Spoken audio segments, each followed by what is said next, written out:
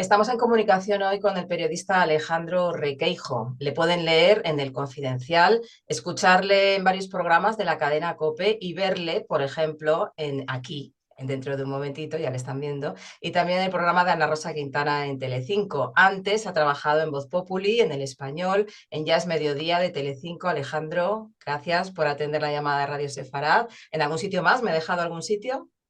Seguramente porque no hemos parado en los últimos casi 20 años, pero sí, básicamente eso. También en la agencia de noticias Europa Press, donde estuve 10 años, que siempre tengo un recuerdo para ella porque es una absoluta escuela de periodismo y donde hemos aprendido muchos, muchos. Así que nada, encantado de estar contigo y te agradezco mucho la invitación. Muy bien, muchas gracias a ti. Hoy el presidente del gobierno ha comparecido para hacer lo que había anunciado, reconocer el Estado palestino. ¿Cómo le has visto, Alejandro?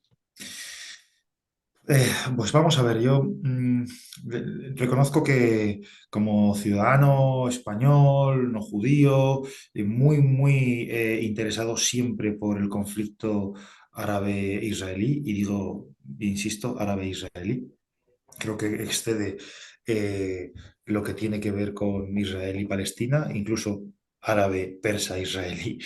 Siempre he estado muy pendiente, he ido muchas veces a Israel.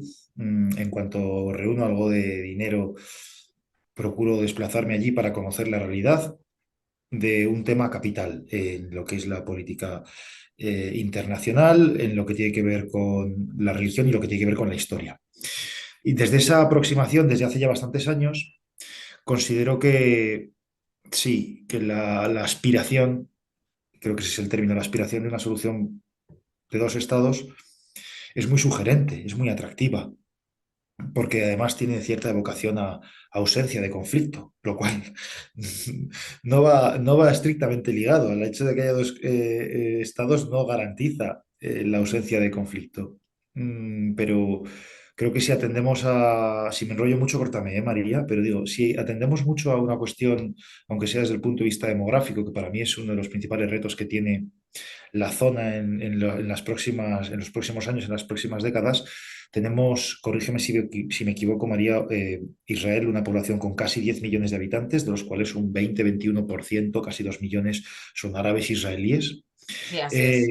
Eh, Eso hace una proporción de 8-2, y luego sumas los 2,2 millones de gazatíes, ya estamos en una proporción de 8-5. Si sumas los aproximadamente 3 millones de palestinos que hay en Cisjordania, ya la cosa se está igualando. Y si encima tienes en cuenta los varios millones de palestinos refugiados que hay en distintos países de la zona, pues desde una cuestión demográfica creo que invita a dos reflexiones. Una, probablemente haya que revisar eso de que Israel es un estado genocida que quiere el exterminio del pueblo palestino en términos poblacionales, pero creo que al mismo tiempo conviene revisar el reparto territorial porque demográficamente no se sostiene. Entonces sí, la solución de los dos estados es algo aspiracional, con lo que es muy difícil no estar de acuerdo, pero creo que entraña grandes riesgos. Riesgos porque a día de hoy un Estado palestino resulta prácticamente inviable. Hay un territorio que está gobernado por un grupo terrorista que odia a las personas que gobiernan el otro territorio, que es Cisjordania. Mm, lo demostraron cuando aniquilaron a sangre y fuego a todos los representantes de Al-Fatah en la franja, cuando ganaron las elecciones hace casi 20 años. Y, y porque ni siquiera la Autoridad Nacional Palestina es muy creíble para muchas cancillerías internacionales. Lleva 15 años sin convocar elecciones, algo que sería insólito, inaceptable para cualquier democracia occidental. Creo que sus líderes están avejentados, en muchos casos salpicados por casos de corrupción, y eso hace bastante difícil que puedan considerarse como un interlocutor válido. Entonces, bueno, si esto es un primer paso, vamos a ver dónde acaba. Pero creo que a día de hoy hay otras urgencias mucho más,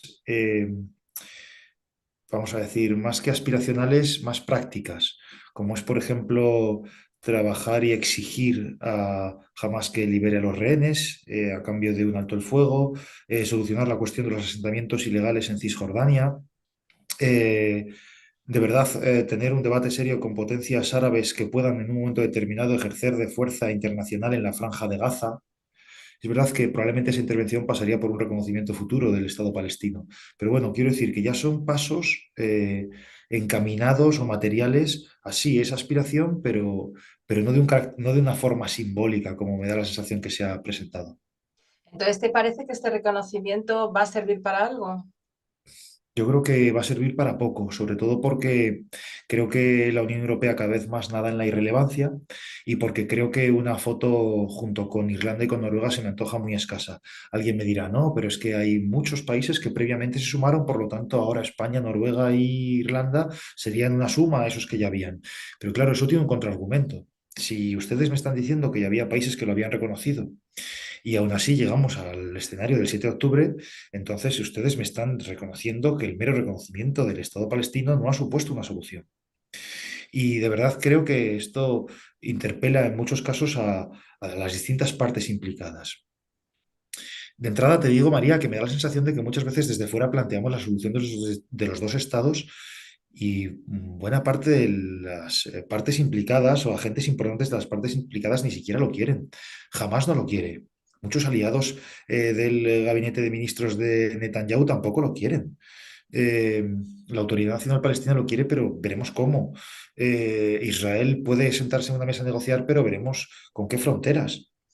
No es tan sencillo como lograr la paz con Egipto en el 79, ¿fue, María? Ujú.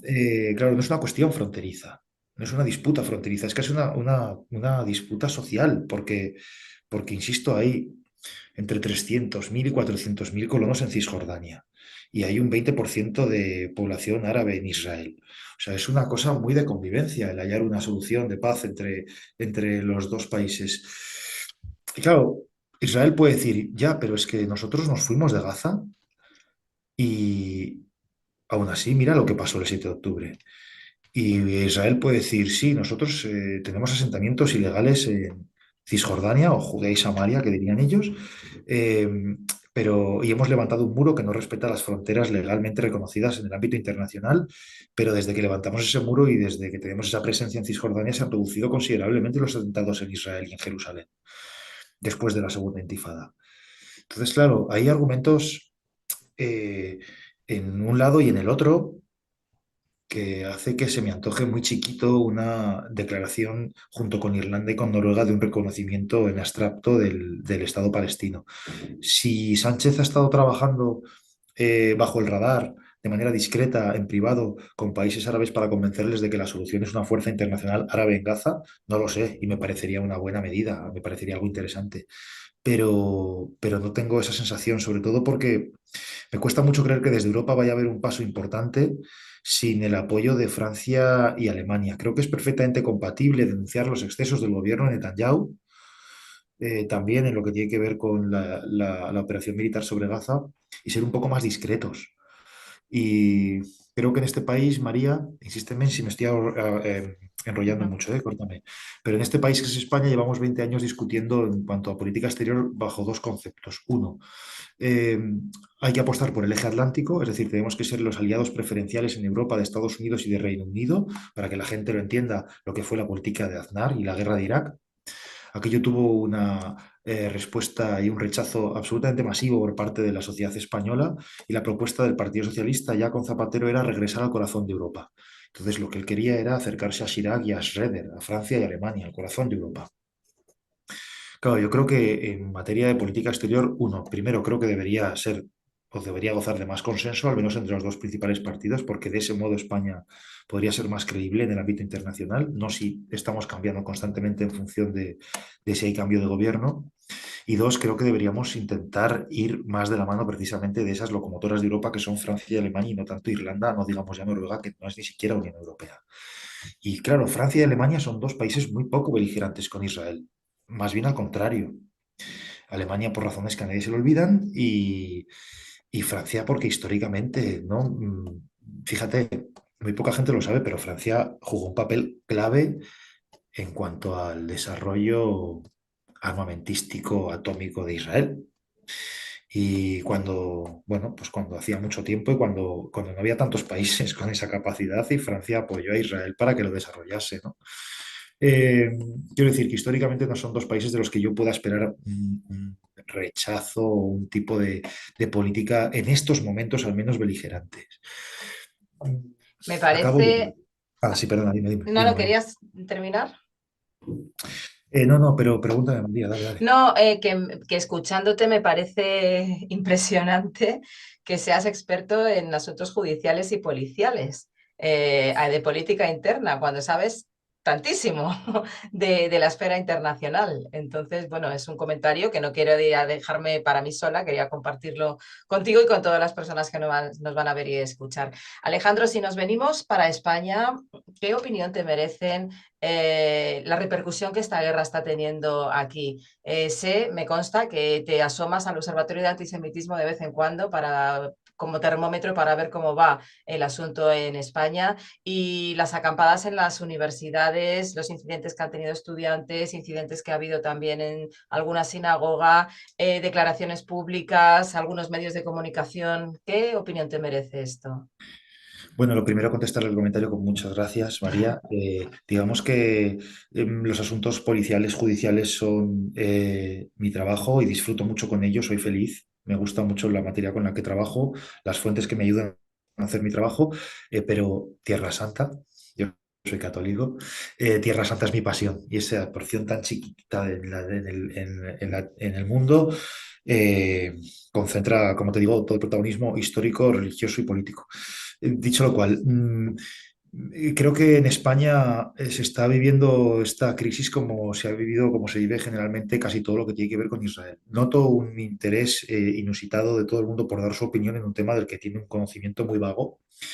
Yo muchas veces, eh, yo tengo un nivel eh, de comprensión alto con la causa de Israel en comparación con la media española. Y entonces, evidentemente, yo he tenido conversaciones con amigos míos que les interesa el tema y muchas veces en broma les digo, yo sigo hablando contigo si yo te dibujo aquí el mapa de Israel y tú me sabes ubicar, no sé, Haifa. No te digo ya, yo qué sé, Ramallah, mm, Jenin, no sé, la Franja de Gaza. Hay gente que no tiene ni siquiera muy claro, María, que Palestina está partido en dos territorios. Ni siquiera Cuando tienen se claro lo define, de desde el río hasta el mar, ¿no? y ni siquiera tiene muy claro qué quiere decir desde el río hasta el mar, efectivamente, y las connotaciones que eso tiene, que luego podremos discutir los matices y quién lo acuñó primero, quién lo acuñó después y cuál es el principio fundacional del Likud, que por cierto también sería revisable, ¿no? Eh, pero no, lo que te quiero decir, María, es que creo que hay un profundo desconocimiento y creo que hay una tendencia, y creo que hay una tendencia peligrosa. Creo, me da mucho la sensación de que el yo no soy antisemita, pero es un poco el equivalente a este debate del yo no soy racista, pero. Y lo que hay después del pero siempre suele ser bastante perverso, peligroso o ignorante. Yo no soy, te digo algo basado en hechos reales que a mí me ha sucedido hace unos días. Circuló por redes sociales un vídeo ridículo de estos. No tenía absolutamente nada que ver con el conflicto ni de lo que estamos hablando. Y entonces en los comentarios que había abajo se metían con una chica en las imágenes y los tres primeros comentarios, o los primeros comentarios para meterse con la chica, el insulto era, parece judía. Era un intento de insulto, ¿eh? Era, parece judía. Entonces yo en el chat con los amigos, que creo que es donde hay que batirse el cobre también, ¿no? Te quiero decir, está bien que ejerzamos el periodismo, que investiguemos, que intentemos dar voz a todo el mundo para presentarle a nuestros lectores una realidad mucho más amplia de lo que está sucediendo.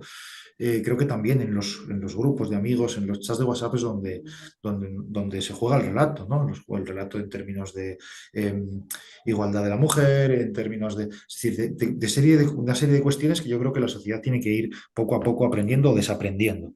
Y creo que el antisemitismo es uno de estos casos. Y una de las personas que estaba en ese chat dijo, yo no soy antisemita, pero algo debe pasar con los judíos cuando no les quieren en ningún sitio. Claro, eso es un comentario en mayo del año 2024. Es puro antisemitismo, puro antisemitismo. Yo no sé qué será, pero algo habrá. ¿Qué es? Explícame tú qué es. Pues Que lo se que lo hay es digan a una mujer que ha sido violada, por ejemplo, ¿no? O a una persona negra que le han agredido por eso. Algo habrá hecho.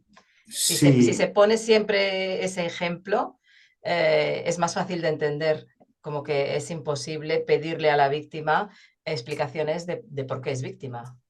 Hmm. Sí, entonces, no sé, ejemplos hay muchísimos, ¿no? De, de un antisemitismo, yo creo que arraigado, intrínseco, ante el cual la gente no es ni siquiera muy, muy consciente. Mira, te voy a poner por caso. Yo no. eh, eh, la comunidad internacional exige mucho a Israel y creo que hace bien. Es una democracia y tiene que comportarse como tal. No puede haber excesos, ni siquiera en un contexto de guerra. Hay que perseguir los crímenes de guerra, por supuesto que hay que investigarlos, hay que llegar hasta el final. Pero muy poca gente le exige a Hamas. Y tengo la sensación de que se da por amortizado que como es una banda terrorista, pues no es un interlocutor válido al que tú le puedas pedir algo. Oiga, un segundo. ¿Alguien se ha parado a pensar que probablemente Israel necesite también un relato para terminar con la guerra y que ese relato podría ser la liberación de los rehenes? Nadie se ha parado a pensar que con una liberación de los rehenes, probablemente el gobierno radical de Netanyahu, que integra personas que creen en el sionismo mesiánico y que entienden que la intervención en Gaza es una misión divina, ¿alguien se ha parado a pensar que a lo mejor la liberación de los rehenes podría ser el principio del fin o el inicio de un acuerdo de alto el fuego, de que cesasen los bombardeos sobre la población civil? Entonces, ¿por qué no se pone toda la carne en el asador en exigir, en arrinconar, en señalar la actividad de una banda terrorista, de una organización terrorista? No sé, son, De- son cuestiones que yo me hago. Y luego podremos entrar a discutir, qué sucede en Cisjordania, los asentamientos ilegales, quién se encarga de eso, o sea, de la situación, de mil cosas. Pero si de lo que estamos hablando es de que cesen los bombardeos en Gaza, ojalá pronto, ojalá ya, nadie se ha planteado poner el acento en dónde están los rehenes. Pues llevan casi 300 días en el infierno de Gaza. Alejandro, decíamos antes que eres experto en asuntos judiciales y policiales. Fuiste, de hecho, el primero en publicar hace un mes y medio que la Audiencia Nacional admitió a trámite la querella presentada por la familia de Maya Villalobos, la joven española asesinada el 7 de octubre por Hamas, para que la justicia española investigue a varios líderes de Hamas como el crimen de Maya. Hoy hemos visto algo más en la prensa. ¿Qué nos puedes contar de esto? Bueno, pues para la gente que no lo sepa, en el momento en el que un ciudadano español es víctima de un atentado terrorista en el extranjero, automáticamente de oficio la Fiscalía inicia unos trabajos en la Audiencia Nacional, que es el organismo competente para investigar los delitos sufridos por un nacional en el extranjero o cometidos por un nacional en el extranjero. Es por tanto que es competencia de la Audiencia Nacional y además en este caso porque se trata de delitos de terrorismo, que es el órgano competente para investigarlos, de manera que de oficio. Yo recuerdo que el mismo día 9, el lunes 9 de octubre, yo ya estaba en la Audiencia Nacional preguntando si había abierto si había alguna víctima española. Rápidamente, em, me contaron mis fuentes que había dos españoles desaparecidos. En ese momento no se sabía dónde estaba el paradero ni de Iván Illarramendi ni de Maya Villalobos. Desgraciadamente, la muerte de Maya se conoció rápido. Maya era una chica de 19 años, nacida en Israel, de padre español, había residido durante un tiempo, había pasado mucho tiempo en España, está considerada como hispano-israelí y servía dentro de lo que es el servicio militar obligatorio en Israel, que para las mujeres de 2 años estaba haciendo su servicio militar en la base de Nahal Oz. Nahal Oz es un kibutz situado en torno a 1 kilómetro de la Franja de Gaza. Entiendo, María, que a tu audiencia no hay que explicarle que es un kibutz, evidentemente, ¿no? No, no, no, se saben. Esperamos que sí, aunque nunca se sabe quién está ahí detrás de Vale. los micrófonos y de las cámaras. Y te digo que Radio Sefarad es escuchada y vista por gran parte del público judío, pero por mucho público no judío. Entonces, sí es un público interesado en estos temas y se supone que saben lo que es un kibutz, sí. Vale, pues de todos modos, por si alguien no lo entiende, me gustaría detenerme en este capítulo. Los kibbutz son un elemento vertebrador de la fundación del Estado de Israel. Son pequeñas comunidades agrícolas autogestionadas donde vive una comunidad de personas que colaboran entre ellos para sacar adelante su kibbutz. Pues Perdón, sembrar. Alejandro, vete un poquito más para atrás para que se te vea bien, porque se te ve la cara Ah, un poco cortada, perdón, ¿vale? perdón. Así se te ve mejor. Vale. Lo dicho, se dice, yo no lo he comprobado, pero se dice que si apagasen todas las luces Israel y se encendiesen solamente las luces de los kibbutz ayudarían a conformar lo que es el contorno del Estado de Israel. Eso quiere decir que los pioneros que fueron a fundar los kibbutz, en su inmensa mayoría gente de tradición socialdemócrata, de izquierdas, que procedían de Europa, eh, son los pioneros en lo que fue la conformación del Estado de Israel. Luego han pasado muchas cosas, las fronteras bueno, se han difuminado y tal, pero los kibbutz son un elemento vertebrador del Estado de Israel que atraviesa el alma de los israelíes, tiene un significado muy poderoso para lo que es la conformación del sentimiento israelí y donde además vive gente que por lo general son bastante propensos al acuerdo con los palestinos y siempre lo fueron. Hay un término en Israel para definirles y que en ocasiones se utiliza de manera peyorativa o despectiva, que es como los bienpensantes, ¿no? Como una forma de llamarles los ilusos. Eso era la gente de los kibbutz. Y en torno a la Franja de Gaza hay bastantes kibbutz. Está Beri, está Niroz, está Nahaloz y, y jamás se cebó especialmente con los ciudadanos que vivían allí y se ceba jamás históricamente con los ciudadanos que viven allí porque les lanzan misiles Qassam constantemente desde hace años. Allí todo el mundo vive con un refugio en su casa y tienen apenas unos segundos para que desde el momento en el que suenan las alertas, la luz roja, se metan en ese refugio para protegerse. Hecho este paréntesis, en una de las afueras de ese kibutz de Nahaloz servía Maya Villalobo, Simbani es su segundo apellido, aunque ella muchas veces utilizaba el segundo apellido de Polo. Ella es asesinada por Hamas el mismo 7 de octubre. Para que la gente se haga una idea de lo que tuvo que pasar Maya, seguramente, le recomiendo que vea el vídeo que se ha difundido hace apenas unos días, en el que se ve a 5 chicas ensangrentadas y aterrorizadas después de ser capturadas por miembros de Hamas en la misma base en Ajaloz donde estaba Maya Villalobos. Era compañera de estas chicas. Estas chicas fueron raptadas y a día de hoy se cree que siguen en algún punto de la franja de Gaza. Dios quiera que con vida y que las liberen pronto.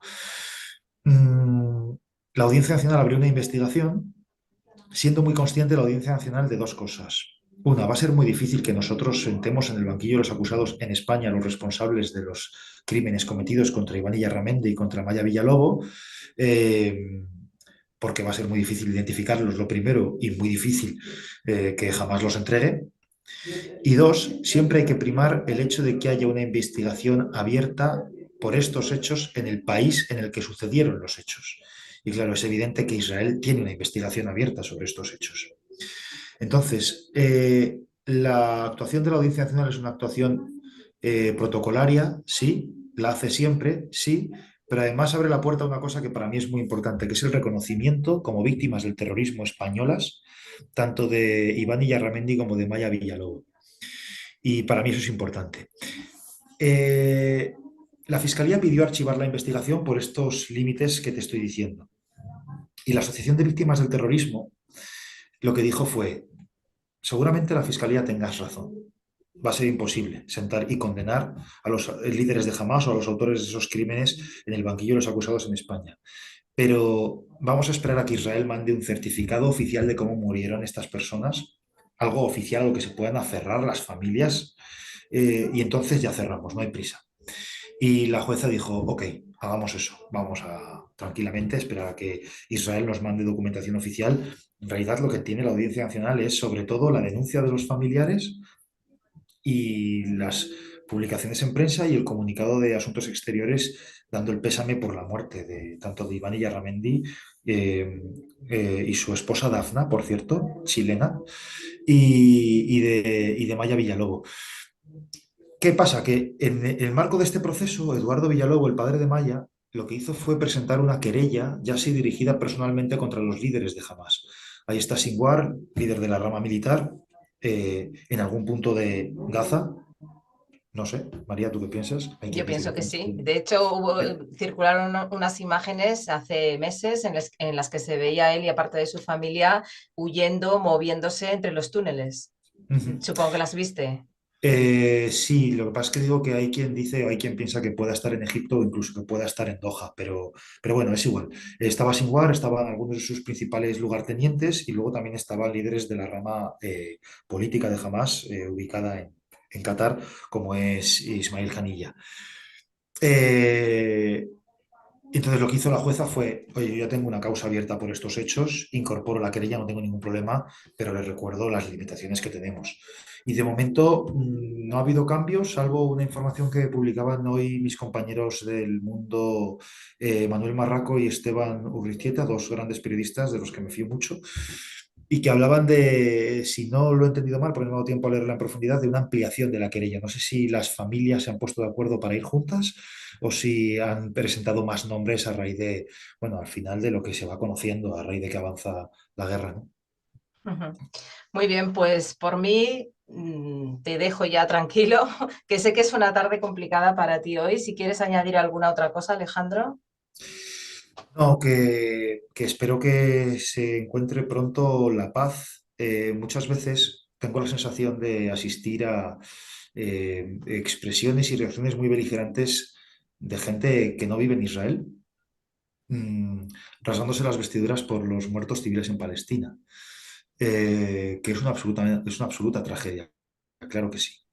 Pero yo muchas veces les digo, ¿qué te hace pensar a ti, español acomodado a muchos kilómetros de distancia, que a ti te duelen más los muertos palestinos que a un ciudadano israelí que convive con esa realidad y que sabe que cada muerto les aleja más de la paz? Y que sabe que el hecho de que haya una guerra a apenas 40 minutos en coche de distancia durante 7 meses, eh, probablemente no sea el mejor escenario. Es decir, que la sociedad israelí es una sociedad muy diversa, muy plural. Es la misma sociedad israelí que durante 10 meses se manifestó todos los sábados por la noche en contra del gobierno de Netanyahu porque quería atentar contra la separación de poderes. Y creo que es urgente para mí hallar una solución, un alto el fuego, una entrega de los rehenes, porque tengo la sensación de que no hay rumbo desde el punto de vista militar.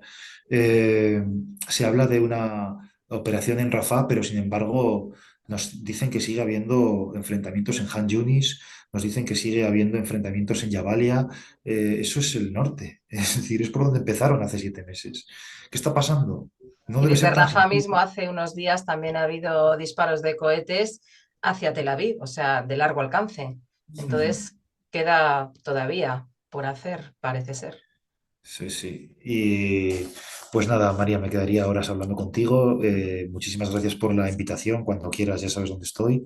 Y Gracias. te mando y a tus oyentes os mando un abrazo muy fuerte. Pues gracias a ti por dedicarnos estos minutos y por ser tan valiente, por ser un periodista tan completo, que aunque no sea exactamente el tema que tú trabajas, sí que te lo sabes, sí que te interesa y sí que te buscas las verdades para por lo menos tener tu opinión, no como otros tantos que hablan, como tú decías antes, sintiéndose máximos expertos y se les quedan bastantes cosas ahí en el tintero precisamente porque no las saben.